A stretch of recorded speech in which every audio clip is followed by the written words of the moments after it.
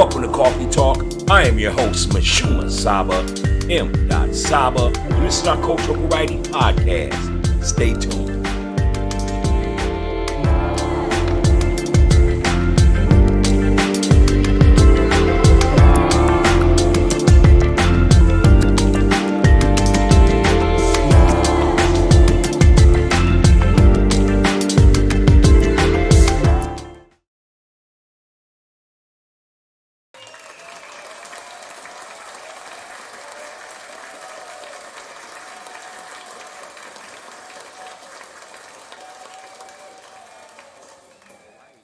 Podcast show, and I am your host, Mashuma Saba, M.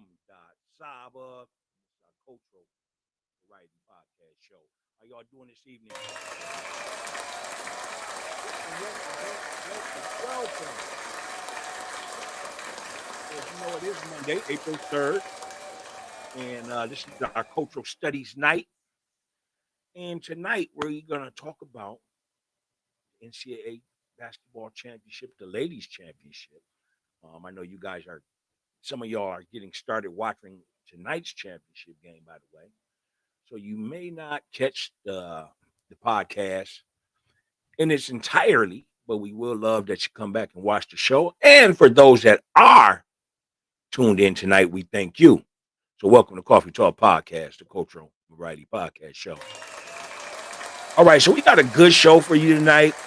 And I'm happy to be here. I'm happy to be here because right now we are under construction, getting ready for our spring season coming up.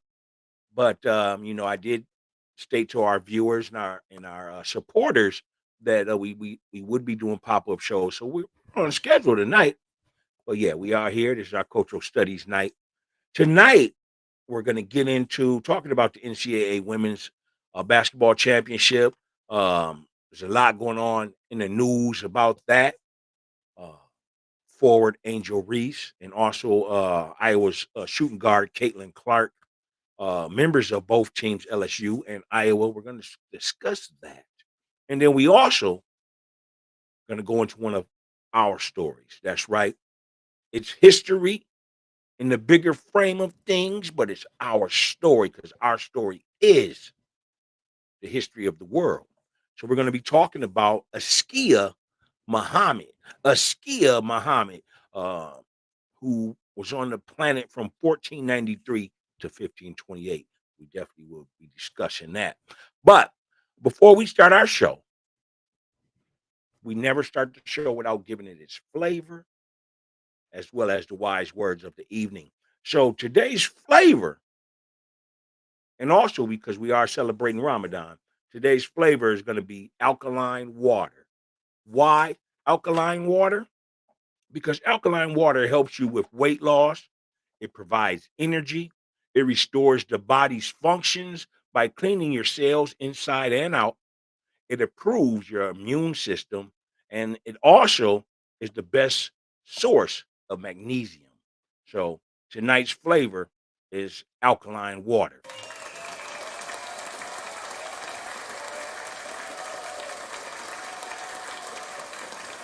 And also for tonight's words.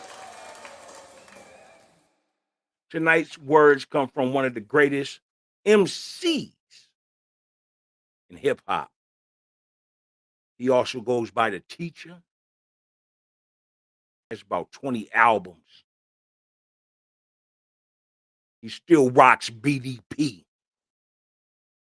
Boogie Down Productions posse. This brother is known as Knowledge Reigns Supreme over everyone. We're talking about no other than KRS-One. KRS-One's wise words are, he states, I am the manifestation of study, not the manifestation of money. Therefore, I advance through thought, not what's manufactured and bought. We're going to say that one more time. The wise words of KRS-One. I am the manifestation of study, not the manifestation of money. Therefore, I advanced through thought, not what's manufactured and bought. These are the words of KRS-One.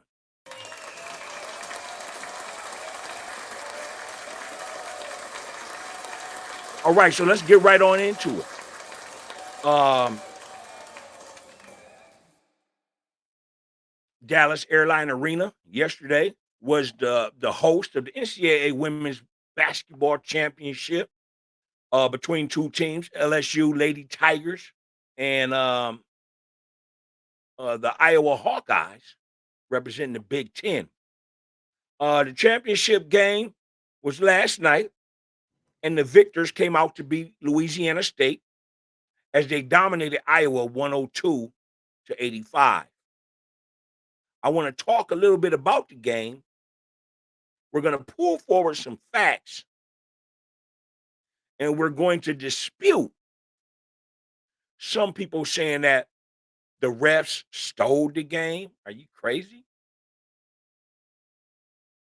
So we're going to address that. We're also going to address the hand gesture, the trash talk that's in basketball today, not just in women's sports, but in men's basketball, collegiate and pro, high school, AAU. Let's go ahead and talk about it. So right now, today's top news is that Angela Reese, power forward center for Louisiana State Lady Tigers, after winning the game, she went ahead and did the hand gesture like this to the opposing player from Iowa by the name of Caitlin Clark.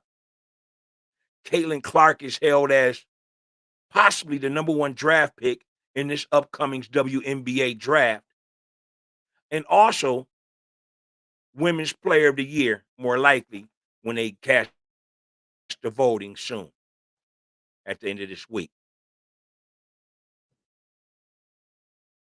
When it comes to hand gestures, that hand gesture in particular, first I want to defute where that comes from.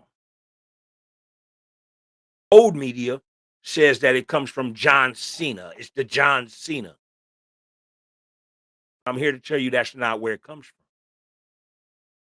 Where that comes from is from a rap group back in 19 between 1987 and 1989. This rap group was known as Third Base. They had an MC by the name of MC Search, who later went on to discover Nas. MC Search had a song called Gas Face. And the gas face was just that gesture. This was called the gas face. Today, y'all call it the John Cena. Why do I go into that and give that type of history before we actually talk about the particulars of what happened at the end of the championship game? Because I want you to understand that in all sports, sports bring on a competitive drive. And that's what draws athletes to it. That competitiveness. And in every sport, even if you want to say golf, some argue if golf is a sport. Even if you want to say dominoes, which is played worldwide, pool, darts, card games. When you have that competitive drive that these games bring out of you. We tend to trash talk. Is trash talking a bad thing? Or is it a prejudgment? Let me explain. It's interesting in the sports today that when you think about sports such as hockey, you legally get to fight. Now, to me, the legally part needs to be removed from the sentence. And let's just look at it for what it is. In hockey, you get to fight. Now, fighting is violence, as we describe it here in America. Why do we encourage it, glorify it, and don't point out its ramifications in fighting in hockey? I just wanted to say that because no other sport, which is mostly predominated by melanated athletes, get to fight. Hockey, you can. In the game of golf, if we were to go back in the history of golf and look at all the past champions, like Tiger Woods, Jack Nicholson, the Golden Bear.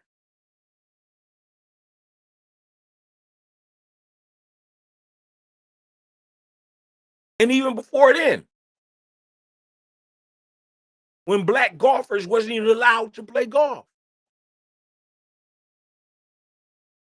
Do you know that during the beginning years when they were finally allowed to play on certain golf courses, there was trash talk? And I don't want to point this out as a black and white thing when I'm speaking of golf. Because again, it takes away from the competitive drive. Golf is a rich man's game, a wealthy man's game. There's trash talk.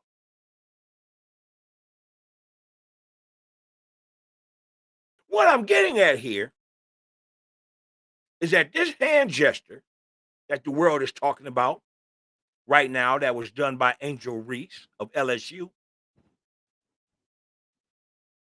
was followed up by Iowa Hawkeyes' own basketball sensation, Caitlin Clark, as she defeated Louisville last week.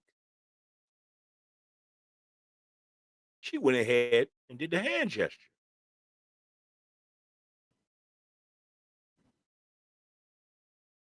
As you can see in the bottom right corner.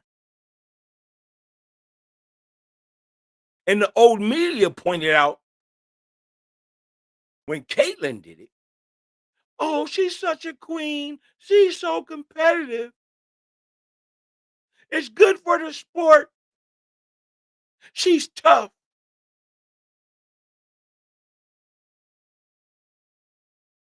And it was like casting Mary Poppins. As soon as the sister, Angel Reese, who played phenomenally down low on that block last night. We're going to talk more about that in a minute. She does the same gesture by the brothers from third base and MC Search that today's kids call the John Cena. Old media that's going out of style had to go in their attack. And this is what's hurting the sports today. This is what's hurting their media today. Because all they do is chase a buck. They don't use good journalism. They don't use fair play. They personally attack, all in the name of ratings. And the people are not stupid.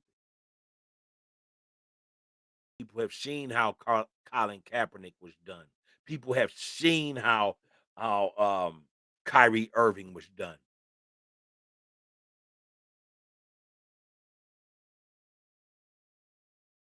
People are seeing how Lamar Jackson is being scrutinized. And a collision is going on behind the scenes where no owner, pause, and excuse me for using the word owner, but no CEO of a football team wants to touch this quarterback, and he's the number two, number one, arguably speaking, who you're talking to, best quarterback in the league. No further than three, if you rank it.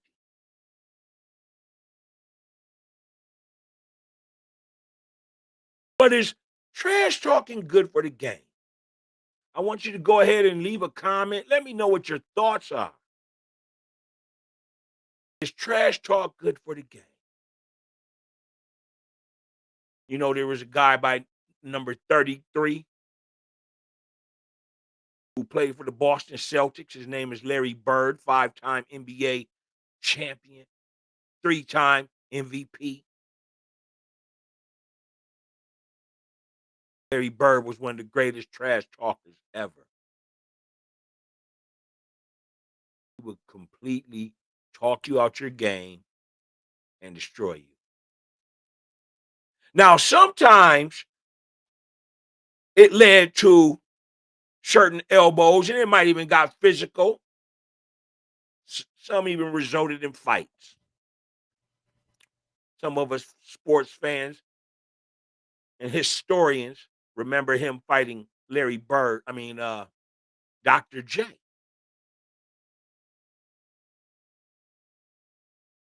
It was 80s basketball where it was more physical. But during that time period, you had the trash talk. Was there more fights than there was trash talk? No. Because during that time period, they still were building the league. So they didn't want to damage any type of possible TV future contracts that may have come to broaden the game of basketball. Kobe Bryant didn't talk much. But once he did, it was a problem. Allen Iverson, Michael Jordan, Dikembe Mutombo, Alonzo Mourning, Larry Johnson, Grandmama, Meadowlark Lemon.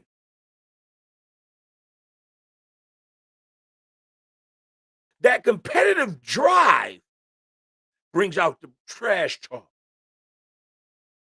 Should there be trash talk in basketball? I believe so, as long as it doesn't hold up the game, and long as the game is played freely or clean, I should say. Of course, you still track the intentional fouls and things like that. But is it okay to trash talk? Here's a question I want to ask my viewers tonight. Why is it that the NBA does not have a problem in the NBA? 85, 90% black athletes. And when they take a three-point shot, they're throwing up the threes and doing all these hand gestures. And it's not a problem. This hand gesture situation between Caitlin Clark and Angela Reese would not have been a problem.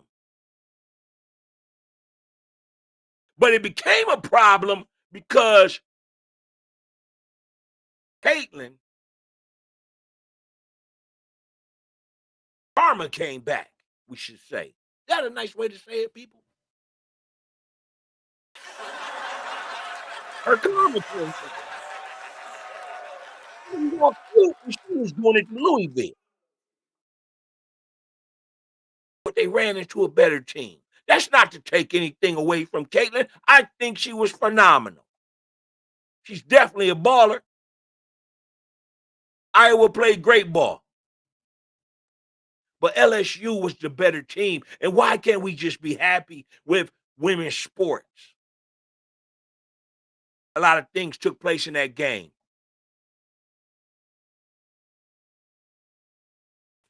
One of the things that took place is that it broke a record for scoring. LSU's girls got busy last night, again, winning the game 102-85. I want to say it was one of the best female championship games I've seen in quite some time. I haven't even been watching a lot of sports in the last 3-4 years, but I did tune in and I caught this championship game from the second quarter all the way to the end. That's big for me. It was a great game.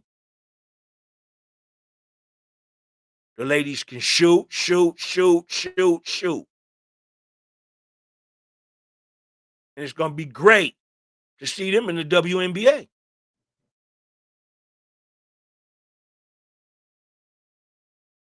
What I wanted to do, and I noticed I don't have it in my script, and you supporters, can somebody Google how much does the NCAA women's basketball tournament generate? Put that in the comments for me, please.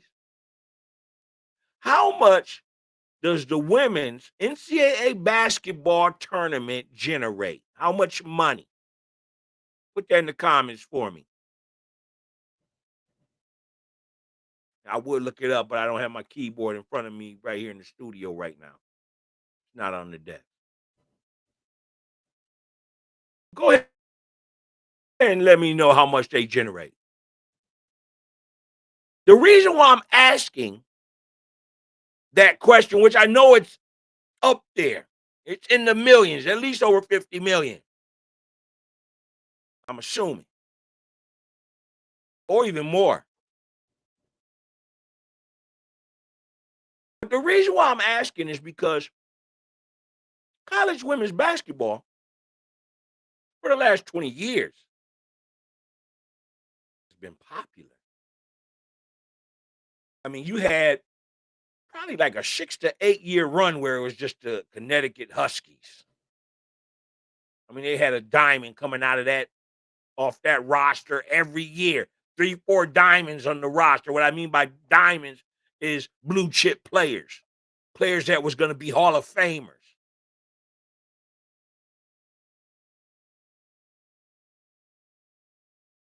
And then after UConn's reign, there's been other champions.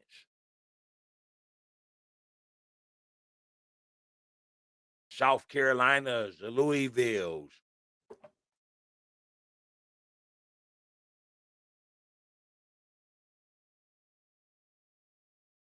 And what I don't understand is that if the game is that popular,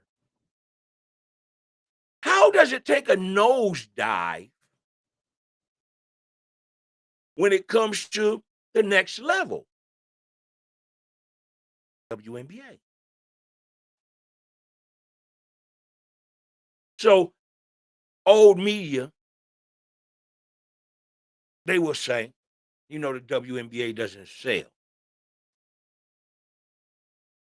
But there's only one or two issues I see here, and that is this. Either the WNBA is not played in those markets that big college programs thrive in. And I believe they do. They still got the Houston Rockets or whatever in the WNBA. I know our Minnesota Lynx, 4-time champions. It's a big women's basketball market up here. One of the top players at UConn came out of that's there right now currently came out of Minnesota. So where is the drop from going to high level fan bases in college women's basketball to just falling as far as attendance wise, TV viewership, the WNBA? I think you've got a lot of great talent coming out in the next few years, but you've been bringing out a lot of talent.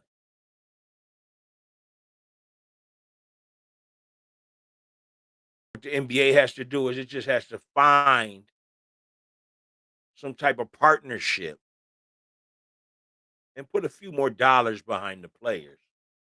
It's sad that our WNBA ladies have to go overseas just to support their families and themselves. So, WNBA, let's get it together. Let me know what your thoughts are on trash talk, man. Is it good for basketball? Is it not for basketball? Um, why is it that baseball can trash talk and baseball usually leads to fighting? Hockey is encouraged, but football or basketball, if you even fight, you can be uh in basketball probably kicked out for 40, 50 games. We all know what happened in the Detroit fiasco some years back with the Palace and the Malice with the Indiana Pacers. And in football, if you swing your helmet, you might be out for 8 to a whole season, 16, 17 game season. But before we go,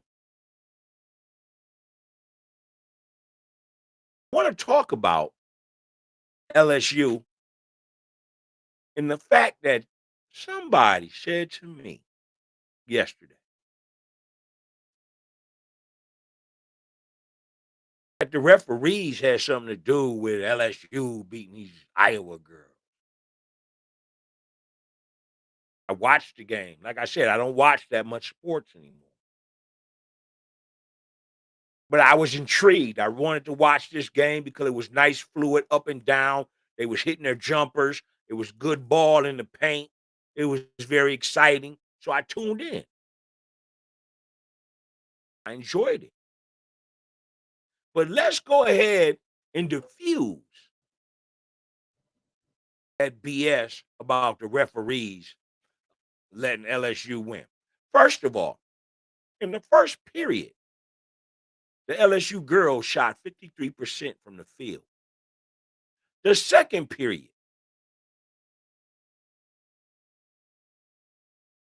LSU's girls shot 61% from the field. The third period, that was when Iowa started to make a little bit of a run. And LSU wasn't really scoring either. They was having a lot of droughts. They shot 33% from the field. And then in the final period, fourth period, or the second half, the last what, 6 minutes, 8 minutes, LSU was shooting 68%, damn near 69% from the field. So that's not referees helping you. That's those women were on fire. They were shooting good. They played great. And that's according to LSUsports.net, by the way. Also, LSU's girls scored 26 points off turnovers, 34 points in the paint. That's not the referees helping them. Their bench, by the way, scored 30 points collectively. Their bench players. That's not the referees. So I just wanted to send that out to people that can't take a L. And some of them be brothers. I speaking of brothers that was mad, not only about what Angel Reese did, but they were mad. And to me, that's a subconscious Stockholm syndrome. You just never want to see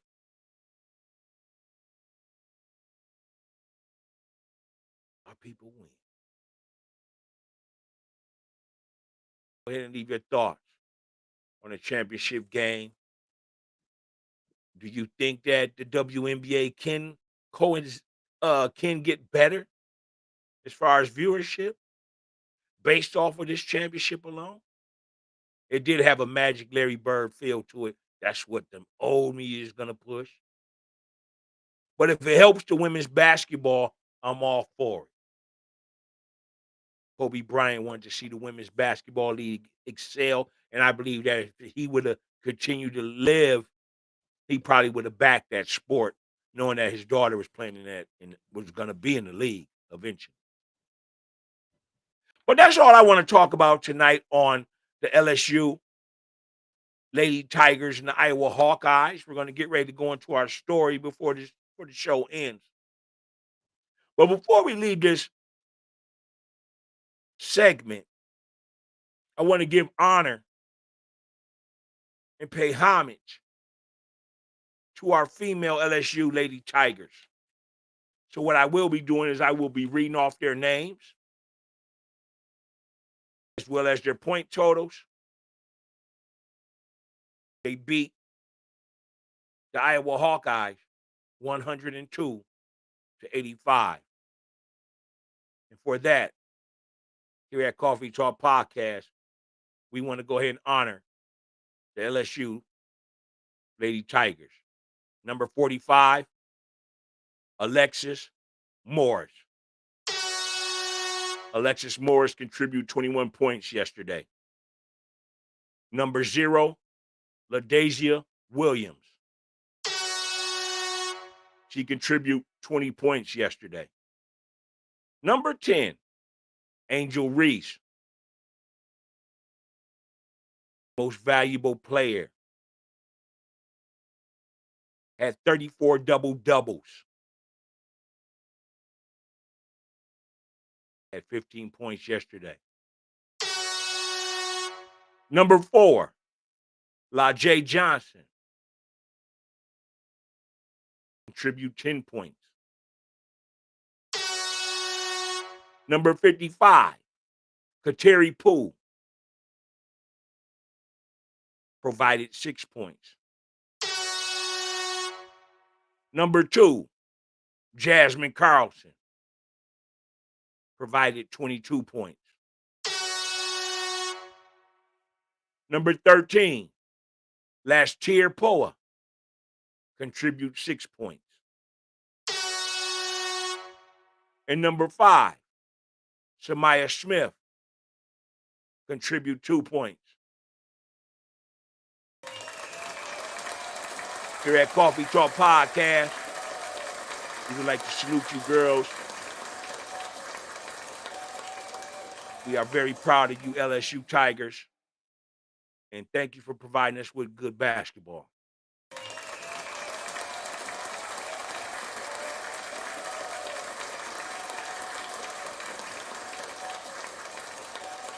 All right, so that's the end of our segment for the LSU Tigers. Iowa Hawkeyes NCAA women's basketball game, which was held in Dallas Airline Arena. So that's our segment for that. What we're going to do next is we're going to hit you with a 30-second commercial break. And when I get back, we're going to read a story on the life of ASKIA Muhammad. Stay tuned to Coffee Talk Podcast. I'm your host, Mashuma Saba, M. Saba, and this is our cultural variety podcast show. I'll see you in 30 seconds.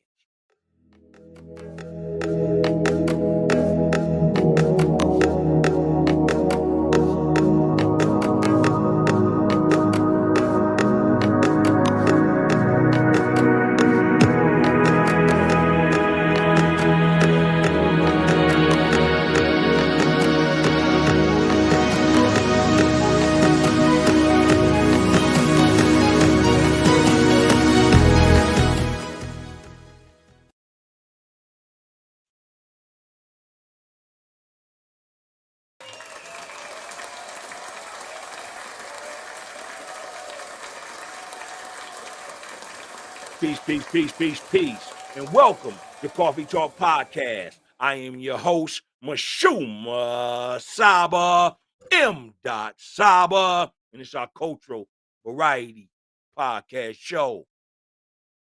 Welcome back, welcome back, welcome back.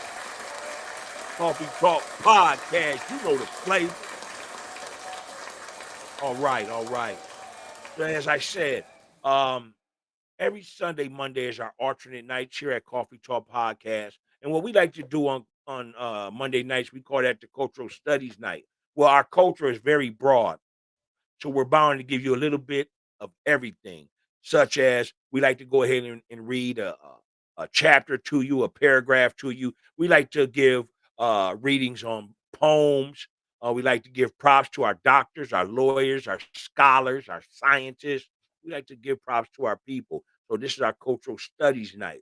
Wednesday, Wednesday, we don't want you to ever miss Wednesday. Wednesday is our sports night. Yeah, it's our sports night, but we don't care about who won or lost. We like to give you the different intricacies, what goes on behind the scenes in the world of sports. And then on Friday, Saturday night, if those two nights are not your niche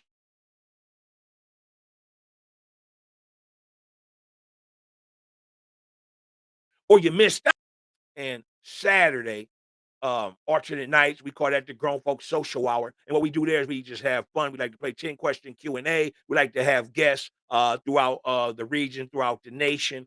We like to have people come by, stop by, and give us their thoughts, give us the flavor. That's what we do here on Friday nights here at Coffee Talk Podcast. So again, we come on 3 times a week, and we're about to be hitting springtime. So we got a lot of stuff in store.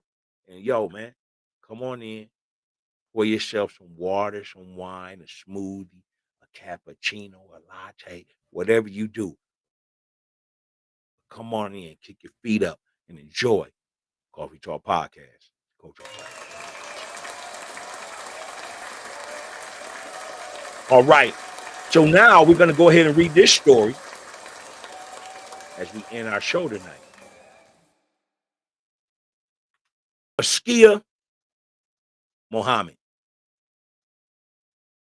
Upon the death of Sunny Ali, his son Bakori Dia inherit the throne. Like his father, he subscribed to traditional African beliefs. Because Bakori would not convert to Islam, he eventually lost the support of the trading cities, which were the centers of Islamic power. After a year, he was overthrown, and Muhammad Toure, Sunni Ali's chief minister, became emperor in 1493, taking the military title of Askia. Like Sunni Ali, Askia Muhammad reigned for 35 years under Askia the Great. The empire of Songhai extended eastward over the Hasu states across the northern part of Nigeria into the Sahara region and west to the Atlantic Ocean. Songhai became the largest and most powerful of the West African empires. 3 aspects of Askia the Great's reign deserve mentioning. Unlike Sunni Ali, he based his power on the trading towns and ruled in accord with Islamic teachings and traditions. According to his dynasty, according accordingly, his dynasty was replete with professionals, judges, tradesmen, artists of Islamic persuasion, and the Skias sought their advice. To strengthen Islam in his country, Askia the Great restored Amar as governor of Timbuktu. Amar had previously governed that city, but he fled when Sunni Ali signed a siege to Timbuktu. Like Mansa Musa, Askia also made a lavish pilgrimage to Mecca almost 150 years later. Although his Hajj did not receive nearly the attention of the ruler of Mali, while he was in Egypt, Askia Muhammad was honored by the Khalifa of Cairo by being appointed as the Khalifa's personal representative to the Sudanic region. When Askia Muhammad returned to Goa in 1497, he was strengthened in the Islamic faith, and he considered it his duty to extend his empire in the name of Islam in an effort to convert the people of Songhai. Askia the Great was victorious in initiating a series of jihads, holy wars. Other campaigns were commenced to capture the various trading centers. In 1501, Askia defeated Mali, and in 1513, the Hasua territories became part of his domain. He also conquered a settlement in the northern part of Songhai, and the principality had to pay an annual tribute of approximately $150,000. Although Askia was a military leader of the highest ability, his record was not without failure. King Kanta, a ruler of a small kingdom located between the Hassa states and the Niger River, was able to maintain his people's independence. Aside from being a successful military combatant, Askia Muhammad is also credited with further developing a strongly centralized government. The most important posts of his dynasty were the treasurer, the chief of tax collection, the chief of the navy, chief of forestry and woodcutters, and chief of fishermen. Songhai also enjoyed a cultural and intellectual rebirth under the leadership of Askia Muhammad. Centers of learning were established in Goa, Guinea, and Timbuktu. The curriculum included courses in astronomy, mathematics, medicine, rhetoric, philosophy. Professor Ahmed Baba, a faculty member of the University of Sankora in Timbuktu, authored more than 40 books, and his personal library included 1,600 volumes. In 1528, after it became known that Askia was weakened by the onset of blindness, one of his sons, Musa, forced him to give up the throne. Then, in 1531, Askia's nephew, Muhammad Mar, ascended the throne and immediately forced Askia into exile, while he remained where he remained until 1537. When another one of his sons ascended the throne and freed him, Askia Muhammad died 1 year later on March 2nd, 1538. He was 97 years old. Askia Muhammad was the complete antithesis of Sunni Ali. While Ali defended traditional African religious religiously under the leadership of Askia the Great, the armies of Islam triumphed over the Sudan region. Askia the Great was most likely the most devout black Muslim king of ancient West Africa. Tonight's Coffee Talk podcast story of tonight is the Askia Muhammad, who walked the earth from 1493. Oh, I'm sorry, who reigned as king from 1493 to 1528. Askia Muhammad.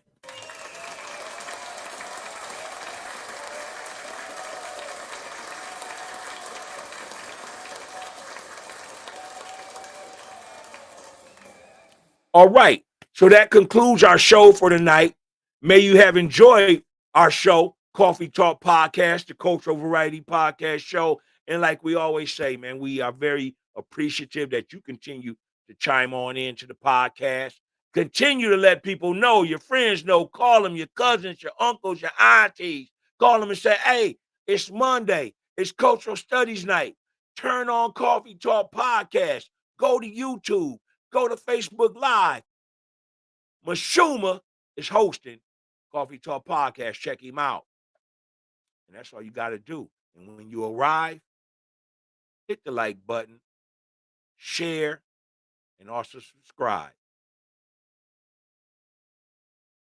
And that's providing us with the flavor. So until then, I want to go ahead and hit you with the universal peace sign. I want to say thank y'all. Peace and love to y'all. And I'll see y'all real soon, man. Peace.